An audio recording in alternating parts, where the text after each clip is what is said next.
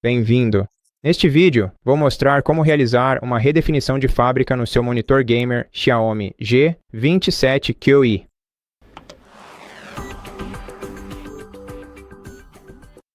Para isso, primeiro você precisa alcançar o joystick, que está localizado na parte de trás do seu monitor.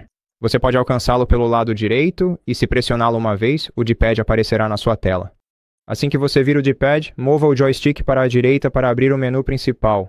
Agora você precisa descer até Sistema e, em seguida, mover o joystick para a direita. Desça mais uma vez até encontrar a opção Redefinir de fábrica. Depois, basta pressionar o joystick novamente, movê-lo para cima, selecionar Confirmar e então aguardar até que seu monitor o desligue e depois o ligue novamente e então pressione o joystick mais uma vez e confirme. Isso irá restaurar todas as configurações do seu monitor para os padrões de fábrica.